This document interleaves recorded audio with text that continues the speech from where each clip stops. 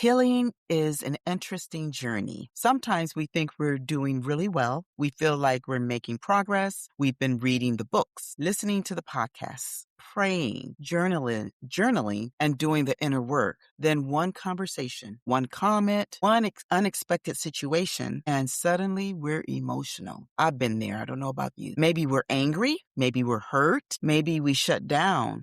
Maybe we become defensive. Then later we ask ourselves, why did I react like that? Can I tell you something I wish someone would have told me years ago? And that is getting triggered doesn't automatically mean you're immature. It doesn't mean you failed. It doesn't mean all of your healing has disappeared. Okay?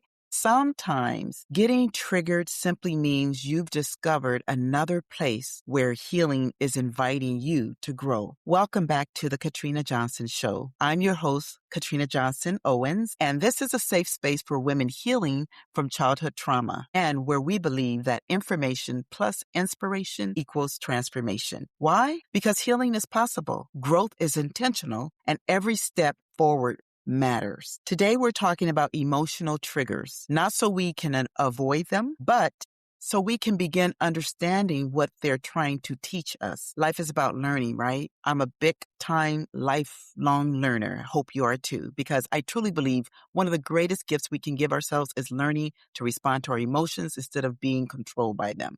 So let's dive in. What if your triggers aren't the problem? I want to ask you a question. Have you ever noticed that when two people can experience the exact same situation and have completely different reactions? One person hears constructive criticism and says, "Thank you, I'll work on that." Another person hears the exact same words and immediately feels rejected. Why? The big question is why? Because we don't all hear life through the same experiences. We hear life through our stories, we hear life through our wounds, and we hear life through our beliefs. That's why emotional triggers are so important to understand. A trigger isn't simply something that makes you emotional. Let's get that straight. A trigger is something that teaches or touches an emotional wound that already exists. Think about that for a moment. The situation didn't create the wound, okay? It simply revealed it. And I know that can be difficult to hear because most of us spend so much energy trying to avoid being triggered. But what if your trigger isn't your enemy? What if your trigger is information? What if it's pointing toward an area of your life that still deserves compassion, attention, and healing? That perspective changed everything for me. We often blame the moment. When something upsets us, or our first instinct is usually to focus on what just happened. They shouldn't have said that. Or we might say, they made me feel a certain way. We get in our feelings, right? They hurt me. They embarrassed me. All in our feelings is all about us and our feelings, right? Now, let me be clear. People absolutely have a responsibility for the way they treat others. This isn't about excusing hurtful behavior. In no way am I saying that.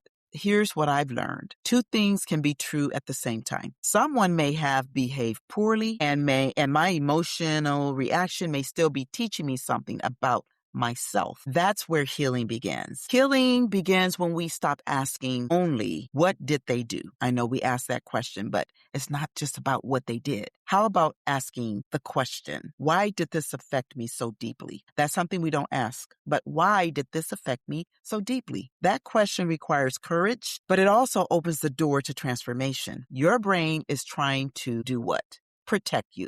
That's what our brain does, tries to protect us. Here's something I wish every woman understood. Your brain is not trying to make your life difficult. It's trying to keep you safe, especially if you've experienced childhood trauma. As children, our brains learn patterns. They begin asking questions like, what do I need to do to avoid getting hurt? We've all been there. We want to protect our heart, right? What do I need to do to feel accepted? What do I need to do to stay safe? Sometimes the answer becomes simply to stay quiet. Don't trust people. Don't make mistakes. Have you experienced any of those? Maybe always make everyone happy. Never let anyone see you struggling. I can relate to several of those. And those strategies may have helped me survive or you survived, right? But here's the challenge. What protected you then may be limiting you now. Your brain keeps using yesterday's survival strategies in today's relationships. And before you know it, you're reacting to today's situation through yesterday's pain. Now, I want to just dive in a little bit deeper here by asking you something. When was the last time you became emotional? And instead of judging yourself, think about that. Most of us don't do that. We become frustrated with ourselves. We do that really quickly too. We say things like, why am I like this? So we just start questioning ourselves, right? I should be over this by now. Who said? I can't believe I reacted that way. Why not, right? If you haven't worked through that. But what if, instead of criticizing yourself, what if you simply became curious? You know, children are very curious.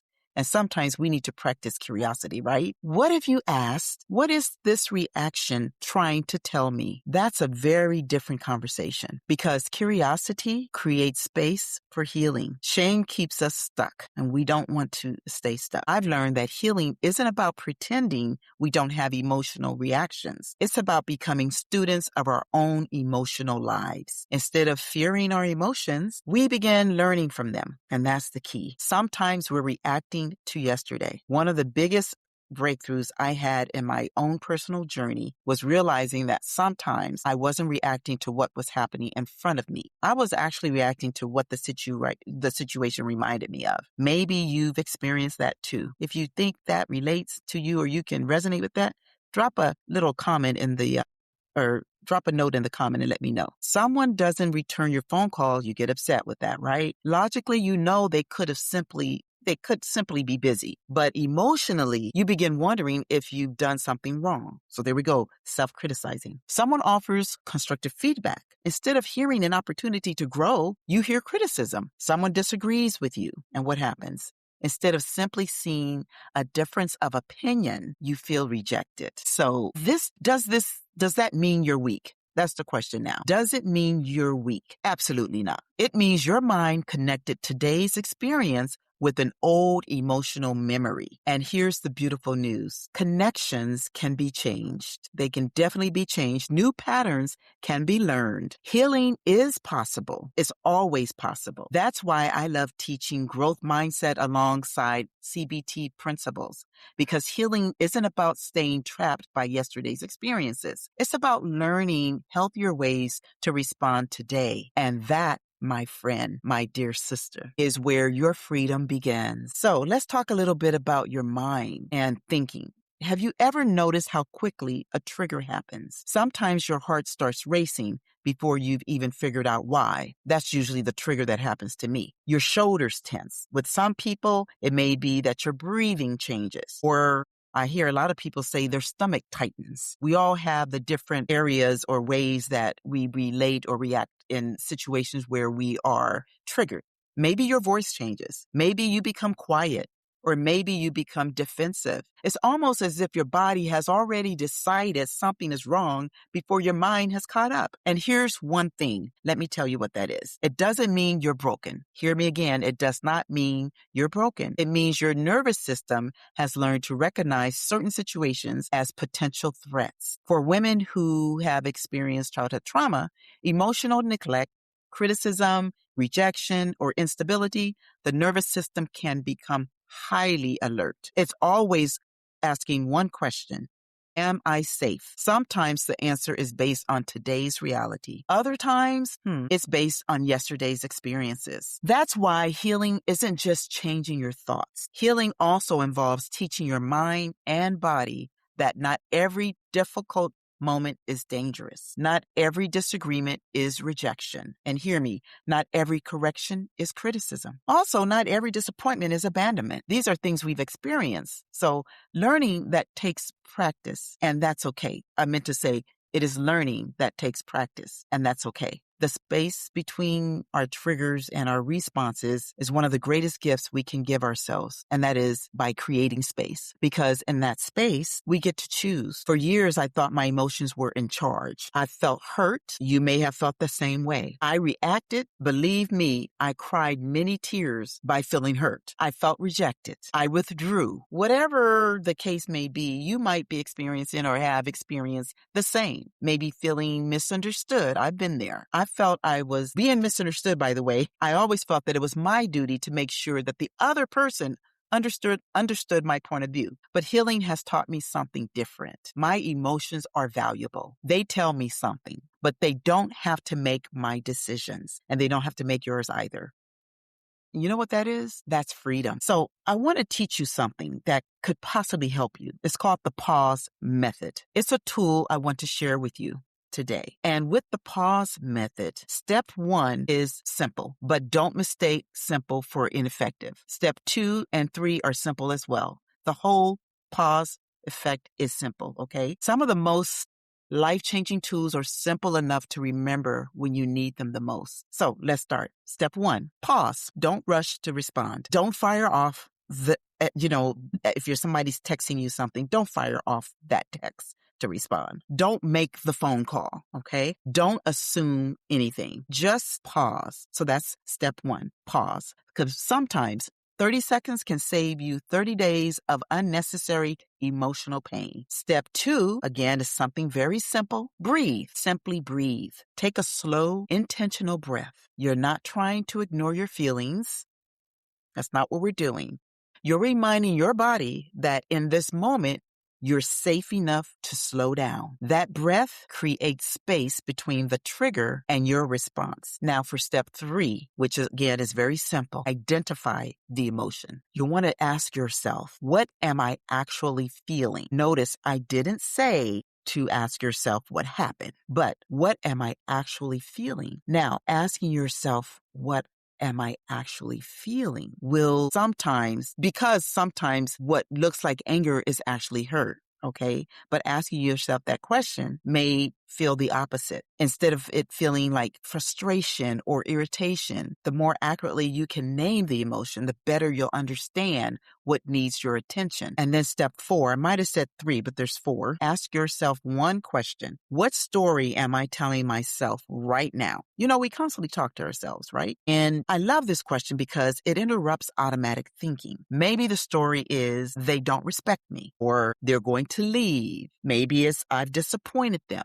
How about I'm not enough? Now ask yourself, is that the only possible explanation, or is my mind filling in the blanks based on past experiences? That question alone has the power to change how you respond from reaction to response. One of the goals of healing isn't to stop having emotions. It's to stop allowing every emotion to become a reaction. There's a difference. Reaction is automatic. Response is intentional. Reaction is driven by old patterns, whereas response is guided by growth. And what we want to do is constantly grow, right? Reaction says, I have to do something right now. Man, have I been there more times than I want to admit. But response says, I can slow down and choose wisely. The more you practice responding instead of reacting, the more emotionally free you become.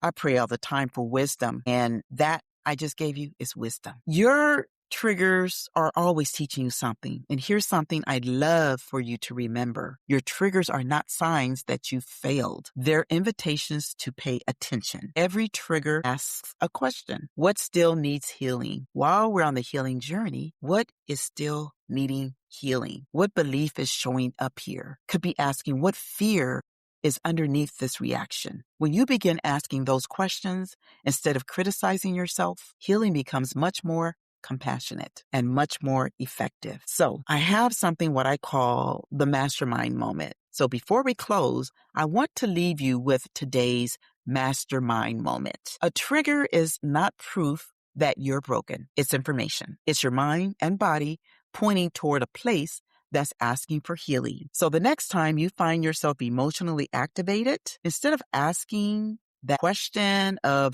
what's wrong with me, because there's nothing wrong with you, okay? Ask yourself this. What is this reaction trying to teach me? That one question can begin changing your relationship with your emotions. I also want to end with a healing reflection. Before you go, I want you to carry one question with you this week. Think about the last time you were triggered, not to relive the moment, okay? I want you to learn from it. Ask yourself. We're asking a lot of questions of ourselves, right? I mean, we talk to ourselves all the time. We're always thinking, overthinking, but I want you to ask yourself, what story was I telling myself in that moment? And then ask, is that story helping me heal or keeping me stuck? Sit with those questions, like I said, for this upcoming week. Journal about them. Pray about them. Whatever you need to do, I do want you to even maybe talk to someone you trust if you need to. Because healing doesn't begin when we have all the answers. Healing begins when we're willing to ask better questions. And I want to thank you right now for spending this time with me today on the Katrina Johnson Show. I hope today's conversation reminded you that emotional triggers don't make you weak. They make you human. If you would choose awareness over reaction, every time you choose curiosity over shame, and every time you choose growth over fear, you're becoming the woman you're meant to be. If this episode encouraged you, I invite you to subscribe, share it with another woman who may need to hear this message, and continue this journey with us here on the Katrina Johnson Show. And remember, healing is not becoming emotionless. Healing is learning how not to be controlled by your emotions. Our next episode, we will go into having a conversation that's very close to my heart. We'll explore why so many women struggle to recognize their value and how childhood experiences can shape our sense of self-worth. Join me next time for You Were Never Broken, Rebuilding Self-Worth After Childhood Trauma. And until next time, stay inspired.